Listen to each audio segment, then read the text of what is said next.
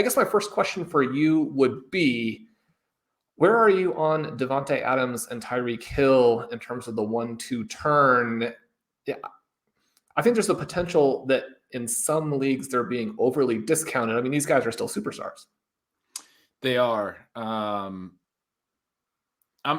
struggling with them because I do think they're clearly in a tier behind Chase, Jefferson, and Kupp right now, where we stand. And all three of them went 10. Chase, Jefferson, Kupp in that order, 103, 104, 105 in this draft. This is tight end premium. Travis Kelce went 106. As you mentioned, especially with some of these ship chasing guys, this is going to be a very wide receiver heavy draft. So that'll be fun to see sort of how we navigate a draft that now has Kyle Pitts going 107. There's only been the 2 running backs as our pick is approaching. I do think there's a pretty big tier drop at receiver after those top 3. Adams and Hill feel like the logical next ones. I think A.J. Brown is in that discussion. I think Stephon Diggs is still, and then certainly Deebo Samuel. And Stephon Diggs, I think I mentioned on the show in the last couple of weeks that I think he's going to be a little bit undervalued this year because he had his really big Buffalo season in 2020. Then he had a bad season in 2021. I feel like we saw the good and the bad and probably the reality somewhere in the middle in that really good offense. I'm not particularly concerned about him not being like being really bad or anything going really sour for Diggs. And so I think Diggs might be a little bit of a value this year. Eckler and Adams went right before us. So Hill is still there. But yeah, the other receivers I think I would strongly consider are Deebo, Brown, and Diggs. What are you thinking? So we know we're not going to take Derrick Henry. You're off, I'm also assuming, of Najee Harris. We could look at Javonte Williams. Diggs maybe the fun pick here, see if Deebo gets back around. Let's go that direction. And I mentioned that it was fun. We had John Daigle on Overtime this week, and he made the case for Stephon Diggs as the 101. Ben. Whoa. Now, I know that, I didn't know we were going to run into people who were more excited about the second coming of Antonio Brown than we were, but that's pretty enthusiastic. That is more enthusiastic than I was just a minute ago, and I did not expect that there was someone else out there that was that enthusiastic. So props to Daigle for vaulting me on that take. That's a good one. I don't know if I could get to Diggs 101, especially when his ADP right now, if you have the 101, gives you a reasonable shot to get him at the 2-3 turn because he's going at about pick 20 on average. Yeah, and I don't think Daigle's obviously taking him 101, but I think that's a fun take, and I like that we just took him. Right behind us, Mark Andrews, Derrick Henry, and Najee Harris go. I think Harris would have been an interesting pick there. Just in best ball, knowing the workload, all of those elements, we would have got a nice little value. But this is going to be a room, when you run into these types of rooms, where you don't want to miss out on the receivers, is what can end up happening. We're back on the clock here. We only have 30 seconds. Tyreek's still there, Shawn. I'd be open to taking him for sure, or Deebo, or A.J. Brown. One of the things here that might be interesting would be see where Tyreek goes, and as we interact later, what the outlook is for the person who drafts him. I think Deebo is really a pretty clear-cut pick at this point from the perspective of, we just think everything is going to be wiped out before we get back to our pick in the third round, which is one of the reasons why we are willing to pass on Javonte Williams. We talked about the big Javonte Williams trade on the Wednesday show. We still do like him. A chance for him to get hit a little bit in redraft if Melvin Gordon ends up there. The other thing that would have been interesting would have been to go with a George Kittle. We talk all the time about how important, how extremely valuable those tight ends are, what they do in terms of supercharging your win rate if you get them, and then how far you're playing from behind if you don't. The one big sort of exploitable opportunity early in draft season I really felt was that Fant Albert O situation. That's resolved itself, and we no longer get the huge discount on Albert. Still an interesting guy. I think you can definitely take him at ADP and be a big winner. Every once in a while, I like to slide in that I'm still much higher on him than what the price suggests. But then the guy that I think is just has a chance to be the key player in 2022 when you look at tight end prices and tight end importance and the way these drafts are currently playing out, where once Debo and Tyreek Hill are gone, I mean, yeah, you have AJ Brown, still a stud. You have T. Higgins, you have CeeDee Lamb, but I mean, you're not going to be able to get those guys necessarily even at the end of round 2. You're not necessarily going to be able to get them in round 3. Certainly, you're not going to be able to continue to build a deep wide receiver lineup there. So if you have a tight end that you can get in round 3 or round 4 who has a chance to compete with the rest of this group, then I don't know. I just expect to end up with a massive exposure to Hawkinson. Am I on the right path there? We saw him look good last season. I think that Jared Goff is fine for him. Obviously, it's not ideal. They do have the possibility of getting a rookie QB, which is a real wild card. You get someone solid. You could have an even more conservative offense, or you could have a disaster, like a Zach Wilson type of season. How much of that plays in? And then Hawkinson has had trouble staying healthy as well. No, I think that's a great thought. We know we want to go early tight end here. And sorry, I'm distracted. We got our buddy Hassan Rahim in, RotoViz writer, podcaster, awesome dude extraordinaire. And he wrote in the chat, I have a fear that CMC will drown before the season starts, but that's out of my control. In the ship chasing chat, there's a follow-up about the futures odds on CMC falling down a bottomless pit or being hypnotized into thinking he's a chicken. I'm distracted, Shawn. I'm distracted by these CMC comments that are, Hassan always has a good random one-liner. He always cracks me up. But I do think getting a tight end here makes sense. You were more asking specifically about my take on Hawkinson. I think there's plenty of reason to buy back in for the reasons that you said. I do think you're on the right path there. I was more interested. We're on a 30-second clock. Shawn's going to be making the final decisions here because we're going to have to make sure we get our picks in under the clock. And this is our first draft of the year together. I was more interested in, I think Diggs Debo was a great start. I think I would have taken AJ Brown in one of those spots. I'm not sure where, but I have him right there with those guys and perhaps above. I was more interested in what led you to land on Diggs and Debo and have such disrespect for AJ Brown. You have to answer for now. AJ Brown is going to have like 3 40-point games. So that in and of itself, especially how we know these best ball formats work and what's important. Now, you mentioned the distraction. We have Hawkinson go at the 303. So that has got me off my game a little bit here. Then things got so dark with Christian McCaffrey, and then they stay dark with Hawkinson going. You mentioned the receivers. Just to kind of update everyone, Tyreek Hill goes at the 204, CeeDee Lamb at the 205. That's another play that I would like to get more of. I guess we're kind of in that spot where it felt like the Diggs Debo start was the way to play it. You mentioned it's the first draft we're doing together. We've got to develop our 2022 synergy, that brain meld. We've done a lot of drafts separately, and obviously we podcasted a lot together. But, again, drafting out of the 10 spot here, we've got to get it figured since we know that's going to be our spot. So I think the next 3 times we have. And an important caveat to that brain meld is I'm already on vacation time. In about 12 hours, I leave for my vacation. So Ben had a hamburger today. I get the impression he's lost like 30 pounds. I think he probably only had 10 to lose. So if anybody noticed anything odd about Ben over the last couple of days, he has lost too much weight, but he's getting ready to go back on vacation.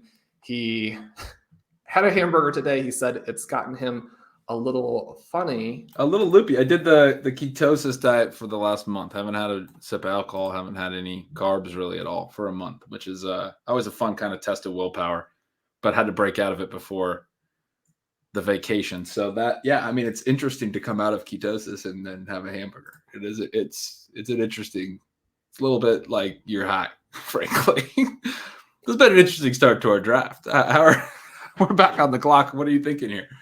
We have 25 seconds. And as we mentioned, all the wide receivers are gone. Ben, it's time to move to those rookie running backs and take Breece Hall, right? And we know that in a month he's going to be a late or an early second round pick. Let's do it. I love it. Couldn't agree more. So we start Diggs, Debo, Hall. Just to update people a little bit, the other backs that were gone were McCaffrey, Taylor, Eckler, Henry, Harris, Javonte, Mixon, Swift, Dalvin Cook, Saquon, and Kamara had all gone. On the top of the board was guys like Nick Chubb, Antonio Gibson, Aaron Jones, Cam Akers, J.K. Dobbins. Shawn quickly jumps to Breece Hall.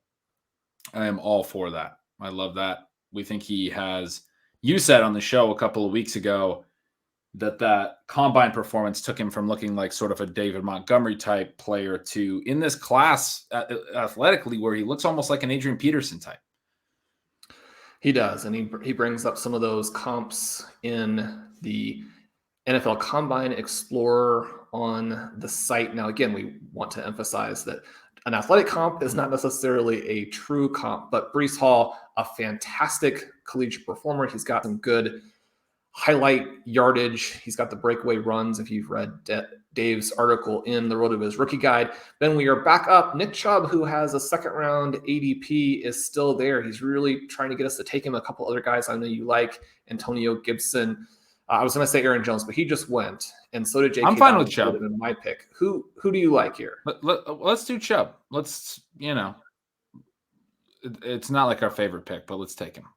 Basically, because it is a best ball draft, the opportunity to get Chubb, who we know is an efficient player. The workload is never typically what we want, but Chubb in the fourth round with his efficiency and his explosiveness gets really appealing to me because, I don't like taking Nick Chubb in the second round, but I'm very comfortable taking him in the fourth round, especially in best ball where I'm more comfortable taking early running backs to get that sort of anchor element to your roster. It limits what you have to do overall. And especially early in the off season, we're pre-draft still. So I think that does make the later rounds a little trickier to navigate. Although I do have the 0RB champion as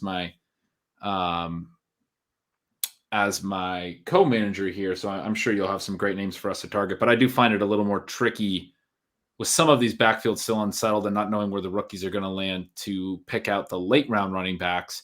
And so getting Hall and Chubb feels like a really nice pairing to start our running back build. And now we can just ignore them until, the last round.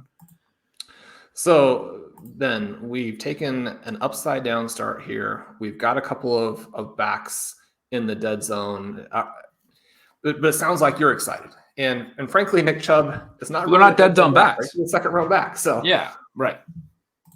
They're just clearly not dead zone backs. Both of these guys you mentioned when we took Hall is probably going to have a second round ADP. Chubb is going to have a second round ADP. If you can take non-dead zone backs in the dead zone, that's fine.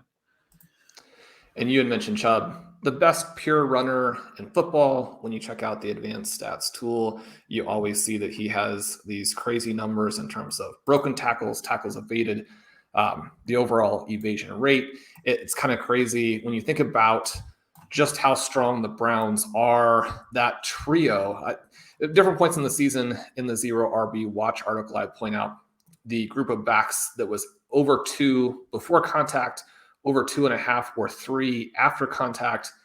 You're looking at the Cleveland Browns. So we know that one of the things that Chubb has to deal with is, number 1, not catching the passes, number 2, Kareem Hunt, but just the pure talent there. And we talk about buying talent and letting the volume kind of work itself out. There's a possibility this Cleveland offense could be different next season. We're not overly betting on that, but there could be some exciting elements. And when you look at the chances or the potential for a player to go out and score, 20, 25 touchdowns if the offense were improved for whatever reason, Nick Chubb is going to be one of the first names that comes to mind. Absolutely. And yeah, you kind of hit it when you said betting on talent. A lot of people want us to talk more about running backs. We get that feedback sometimes. This is a great example of when you get into a draft that ends up being a little bit more receiver heavy. There's been 6 tight ends off the board before even the middle of the third round. when we get here at the 3-4 turn and we're in a range where we're looking at some running backs that have real talent and the opportunity cost is a little bit of a different equation, it's an interesting sort of thought experiment about when we would be comfortable taking backs. I think this was a no-brainer to get these two guys, and I'm with you entirely on it. There were some good receivers there. I am still concerned that we'll get boxed out of receivers. A lot of these drafts are going to be receiver heavy. Again, these are people who tend to think and draft like us that we're in this room with, and we have to be aware of that. We probably want to be chasing receiver on our next couple of picks here, or potentially tight end, depending what we see. But getting these backs in this spot, I do think makes a ton of sense. And yeah, this sort of test that I was mentioning, the ones that we're willing to pull the trigger on typically are going to be the ones that look like they have a lot of talent upside, as opposed to the ones that don't make a lot of sense in the dead zone tend to be the ones that are elevated just by this projected role and touch volume and all of these things that never actually pan out in a chaotic NFL season. Again, this whole concept of anti-fragility, right? And so Chubb, we know, has a huge floor. He's going to be a part of his offense, touch floor, part of his offense. And they're probably still past to Nick Chubb having a bigger role at some point in his career. It has not happened, and I wouldn't expect it to happen.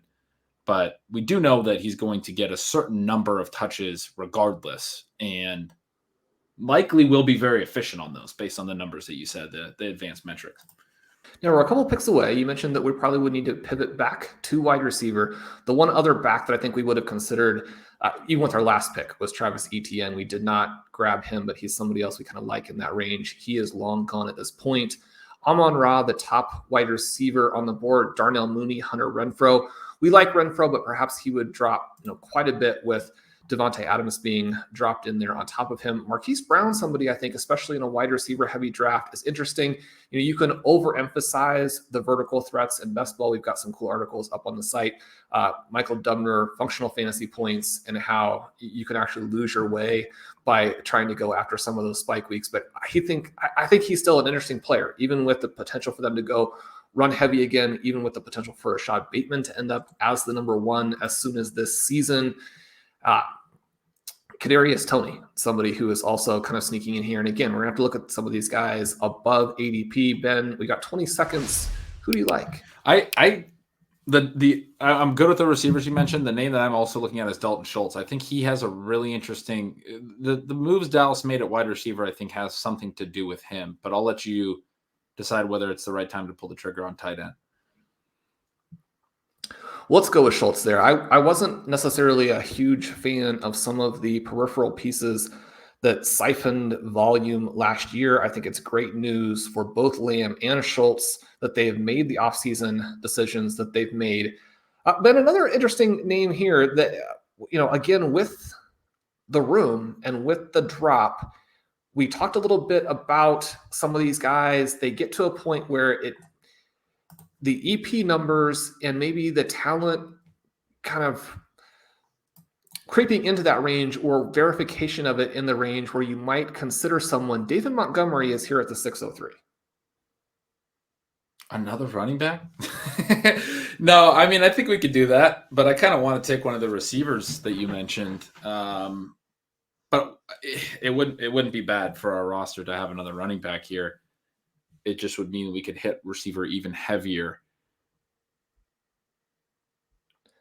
Well, I was on Tony there, but then I switched it back as you were talking, because there are some things that I would like to at least explore late in this draft. One of the things about doing some of these early drafts, especially with such a fun group, is that, we can experiment a little bit. Ben, there are a lot of rookie wide receivers that I'm seeing at what I think are crazy prices. Now, I think our audience is onto that, and they may scoop a lot of those guys up in that same range. So it might not be what you can get in some other drafts here, but I think with the potential for being so rookie wide receiver heavy late, I wanted to go ahead and make the Montgomery pick. And again, one of the things that I do like to do in some of these drafts, and we did do a robust running back draft in the FFPC main event last year, in part to demonstrate how we would do it if and when we go that direction, and to show that if a draft falls in the right way, we're willing to do that. Now,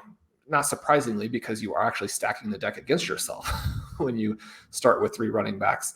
That team did not win. We suffered running back injuries the way you tend to do, and it didn't make it through. But I do like to have a few of these teams that are not exactly the way we usually play. I think it's important to have some other drafts kind of in your bag so you could compare and contrast.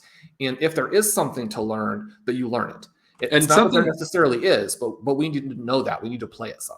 Yeah, and something that we talked about a lot already this year is with the way that ADP is looking, it might make sense to draft some running backs in the dead zone. So this is officially we took running backs in rounds 3, 4, and 6. The running back heavy through the running back dead zone draft. Montgomery, I think you can tell I wasn't super excited about sort of the anti-point of the point that I was just making, where I don't know that I feel super confident about his efficiency, and he is sort of a bet on volume. It's fine. I think he's a fine pick to make in a couple spots. Obviously, I have some optimism for Justin Fields and the Bears offense because I was going to say, Ben, this is a bet on your guy. This is a bet on Justin Fields and Chicago being good, and that's fine. But I don't anticipate he's going to throw to the backs a ton because he's going to be running for 2,000 yards and also throwing 60-yard bombs all the time. So it's going to make it challenging on Montgomery to catch a lot of passes. But, Kenneth Walker goes here later in this round. That's an interesting one. He's been rising on some people's boards, had a really good combine. A lot of talk about his lack of receptions, but that he had a good receiving profile in high school. I saw one of the national guys tweet out that they had got their hands on some Michigan State practice tape and were impressed with his receiving chops on film on practice film. Where are you at on Walker? Maybe in hindsight, is Walker somebody that you would consider over Montgomery, or what is the kind of bull case for Montgomery? Because I'm kind of making a bear case. Yeah, no, I think he has EP numbers in that range where you have to consider him at that price. I think that he's demonstrated that he's, at the similar type of level as a runner, if not a superior level to a Najee Harris. You're going to get the broken tackles. You're occasionally going to get some decent plays. I think that if the offense improves, even if you lose some of the receptions with that mobile quarterback, you are going to get more touchdowns, or the potential for touchdowns, or the potential for touchdowns in bunches, which again in this format would help us. The other thing I would just mention here is that Kyler Murray is actually the player I would have wanted in the last round, but we overlooked QB as we're doing some of these other things. You mentioned Walker and that receiving profile. I'm very optimistic. He matched to Ray Rice in the Combine Explorer, and Rice, another player who the receiving portion of his game really emerged at the NFL level. I think the only guys who have that type of athletic profile who you wouldn't be excited about are players who have demonstrated just so conclusively that their hands are terrible or their intuitiveness, and it'd be difficult to demonstrate this without opportunities, but just was so poor in the receiving game. I mean, somebody who was a fantastic athlete, but didn't maybe have the lateral agility that matched the rest of his athleticism, and just never really got it despite being a superstar, was Adrian Peterson, right? I mean, teams always wanted to involve him more in the receiving game, and then they would throw him a few passes and they're like, nope, we're going to hand him the ball. So I like Walker there. I think he's going to actually land in a spot where the opportunity is even better than people are saying. We took Hall in round 3, Walker in round 6 is a great value. Then a couple of cool names off the board after that. Juju immediately following him, Joe Burrow, Russell Wilson, Tom Brady, Brandon Ayuk, who I had added to our queue, Rondale Moore, whom he made the very bull argument for on Wednesday's pod, and I agree with completely. Then Tony is our buddy Hassan took both Burrow and Wilson. He had started McCaffrey, Waddle, Higgins, Judy, Sutton. So he gets the Burrow, Higgins. He gets the Wilson, Judy, Sutton. Closes 2 stacks there and has McCaffrey and Waddle at the top of that roster. He has a really nice start there. Yeah, T. Higgins, someone going to be very expensive, but I think you want to get him onto as many teams as you can. You mentioned A.J. Brown. I mentioned C.D. Lamb. But again, it's kind of this thing of, do you want to draft in the range where the players are going and get your exposure where you can? Or do you want to build some of these unique teams by going against that, which we talked about with Peter Overzet when he was on the show. If anybody has missed that episode, make sure you check that out. Pete, absolutely fantastic in so many different areas of fantasy. Ben, we are now one pick away. What are you feeling here? A couple of the exciting rookies. Oh, Tony went one spot before us. Yeah, let's go Garrett Wilson, I think, right? Yeah, I mean, it's not as huge of a discount as, potentially you'll get in some drafts, but, a month and a half from now, he's going to be much more expensive than this if we can get him in a wide receiver heavy draft. Burks is already off the board, 37 receivers off the board. I like him at wide receiver 38 when we adjust for the type of draft that we're in right now. I do as well. Hunter Renfrow still available. Again, there are going to be some current concerns about upside, but I do think that you can get some of these possession receivers at great prices in best ball. One of the things that we saw from Renfrow last year was that he would get some of his big games in bunches. We've seen that kind of thing from Cole Beasley. You look at Tyler Boyd, who we'll be considering later, and the issue that Boyd has is not that he's not very, very good, but he's got those two guys in front of him. Well, with the scorched earth offense that we're at least hoping for from the Cincinnati Bengals next season, we got a little bit of a taste of it. But I mean, Ben, it is weird, right, that they went to the Super Bowl and still didn't really give us what we were expecting or hoping for there. But Boyd's numbers are going to come at least in part because he has some games where he finds the end zone, maybe finds the end zone twice. Renfrow goes off. We can go back to back with the rookies and take Drake London, a couple of veterans who I think we're probably not as excited about in Thielen and Lockett are still available. Yeah, my pool is London, it's potentially Rashad Bateman, and I really like the Boyd call if you want to make that call. I think Boyd's going to be another fantastic value this year. No, it's just like it feels a little early for him, but I'm never against drafting Tyler Boyd. All the arguments are still there, right? The contingency-based upside, the offense is going to be fantastic. It's going to be improved. They managed to build up the offensive line even more. Boyd's going to have a really nice season, a high floor, and then potentially a high ceiling if something were to happen to Chase or Higgins. And so I think he is a really nice pick. Hopefully he can get back to us. We did go with London there. I love that. I love going Wilson and London, getting two of the top three, pretty consensus, clear top three rookie receivers, right, Shawn? Yes, you see both of those guys mocked in the top 15 by some of the very connected experts. I don't know that they will necessarily go there. They're very different receivers, and yet they both have the type of profile in their own way that could fit seamlessly into an NFL offense right away. London, obviously the guy who has that height and explosive athleticism to where he should just be a red zone dynamo right away. So we talk about the freak score from time to time. We talk about Frank's, very early research about height and red zone touchdown rate. We want to get some of those scores, again, potential for scores in bunches. We don't want to overdraft that, but we think that these prices, again, are going to be more expensive after the NFL draft, especially if both of them go in the top 15. But then if they fall, one of the things I think you have to like about these players, they're not necessarily superstars, but if you check out Travis's work in the RotoViz Rookie Guide, you see that some of the flaws are balanced with upside. Also, right there in the middle of their careers, they have to deal with the pandemic. And the fact that they are nice prospects, if you go in the top 15, you have that volume-based thesis. If you fall a little bit, I wouldn't expect either of these guys to get to the Chiefs. Maybe there's the potential they would get to the Packers. There are going to be some rookie wide receivers who have immense volume. There's some great quarterbacks to be tied to as well that are interested. Their teams are interested in wide receivers. So it's going to be a good year for landing spots.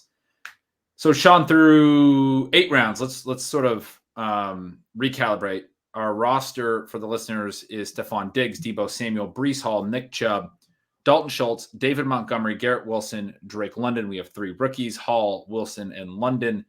We have 4 receivers, 3 backs, and Schultz as our tight end. Did you enjoy that clip? Make sure you hit that subscribe button to get more content from RotoViz. And of course, you can check out full-length podcasts at rotoviz.com/podcast. Available on all podcast platforms. Check out our wide range of content. Once again, rotoviz.com/podcast.